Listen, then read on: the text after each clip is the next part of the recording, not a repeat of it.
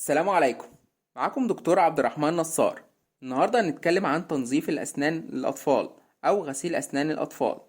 زي ما اتكلمنا قبل كده عن غسيل الأسنان بطريقة صحيحة، هنتكلم هنا عن نوع فرشاة الأسنان للأطفال وكمية معجون الأسنان والوقت اللي بيقدر فيه الطفل يغسل أسنانه. يلا بينا.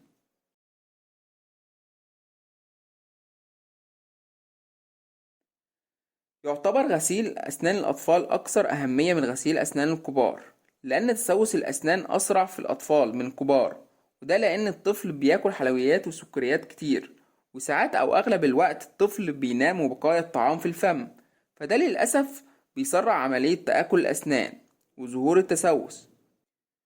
طيب بيبتدي الأطفال نغسل أسنانهم إمتى؟ غسيل الأسنان في الأطفال بيبتدي مع أول ظهور للأسنان في فم الطفل، هو سن من 6 شهور ل8 شهور، وأحيانا في أطفال بتتأخر في ظهور الأسنان عن السن ده. طيب إزاي بنغسل أسنان الطفل في السن ده؟ عن طريق حاجتين. أول حاجة باستخدام فرشة الإصبع أو الفينجر براش، ودي عبارة عن صباع سيليكون فيه شعيرات زي فرشة الأسنان العادية، وبيبتدي الأب أو الأم تلبسها وتبدأ تنظف أسنان طفلها بيها بدون استخدام المعجون الأسنان. تاني طريقة وهي باستخدام الشاش الطبي، تبدأ الأم تبل الشاش حاجة بسيطة، تبدأ تمسح سطح الأسنان لطفلها أكنها بتلمع سطح الأسنان بطريقة بسيطة بدون عنف، وهتفضل الأم والأب ماشيين على الطريقة دي حتى وصول الطفل لسن 2 أو 3 سنوات. وفي السن ده بيكون الطفل ظهر ليه أسنانه والضروس اللبنية، بيكون الطفل قادر إن هو يستخدم فرشة الأسنان مخصصة للأطفال.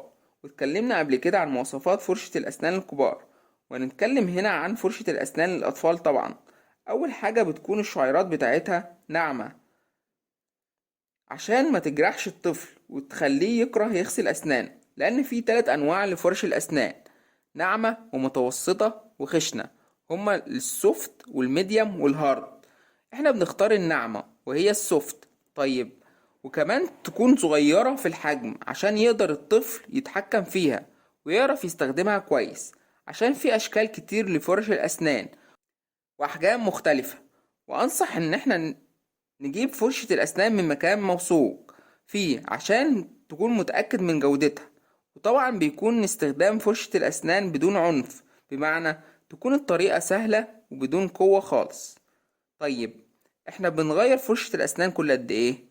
بنغير كل 3 شهور، أو لو لقينا شعيرات تالفة بنغيرها على طول، وبتبقى من مدة شهرين ل3 شهور. طبعا في السن ده الأب والأم هما المسؤولين عن غسيل أسنان أطفالهم. طبعا زي ما قلت بنستخدم الفرشة بدون قوة أو عنف. طيب ايه هي طريقة غسيل الأسنان للأطفال، أو ايه هي الطريقة الصحيحة اللي هنستخدمها؟ زي ما احنا عارفين إن أي سن أو ضرس ليها 5 أوجه أو أسطح.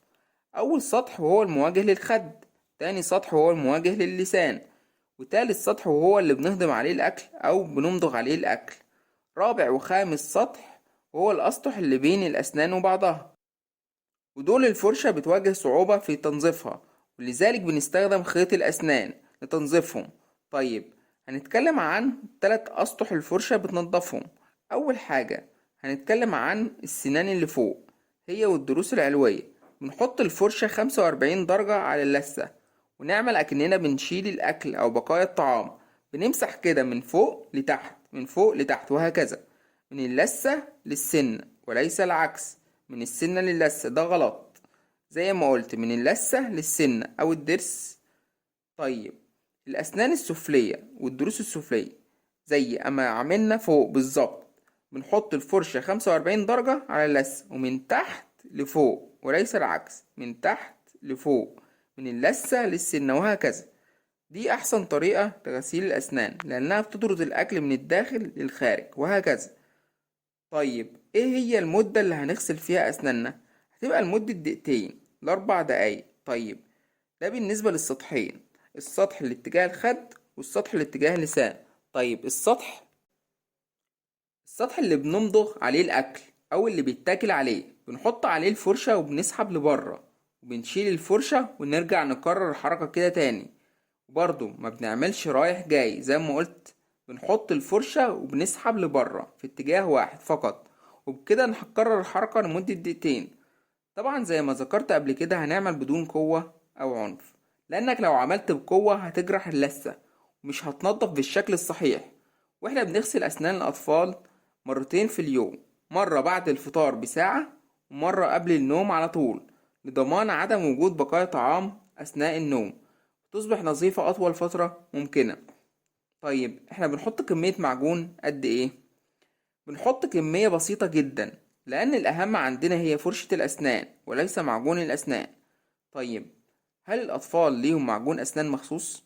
طبعا، لأن معجون أسنان الكبار فيه نسبة فلورايد أعلى، طبعا ده غلط على الطفل في السن ده، وهو ما بيكونش قادر يتحكم في قدرة البلع.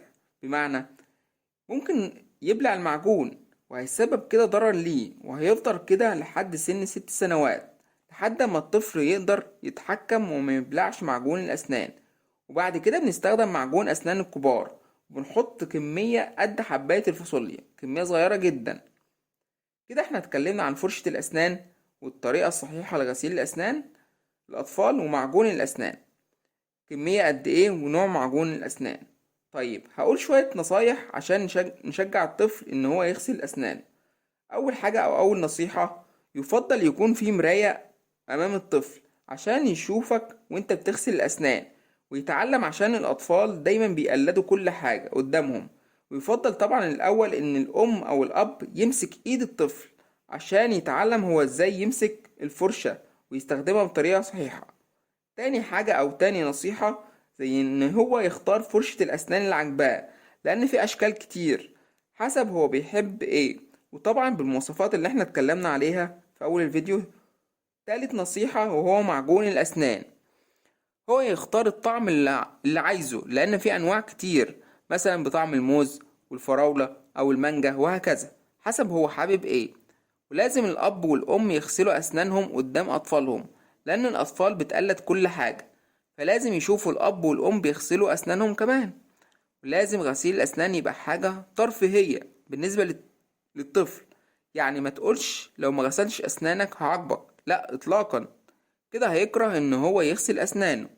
نعمل العكس بقى، نقول له لو انت غسلت أسنانك ليك مكافأة، مثلا هو بيحب حاجة معينة، مثلا أكل أو لعبة معينة بيحبها، نجيبها له ونشجعه كده كل مرة يغسل أسنانه.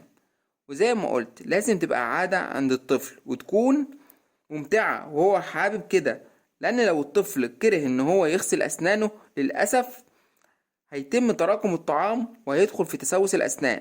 وللأسف تسوس الأسنان في الأطفال سريع جدا، زي ما اتكلمنا قبل كده عن تسوس الأسنان هيظهر في الآي اللي فوق. وبكده وصلنا لنهاية الفيديو، شفاكم الله وعافاكم. متنساش تعمل اشتراك في القناة ولايك للفيديو وسيب كومنت لو عندك استفسار. سلام عليكم.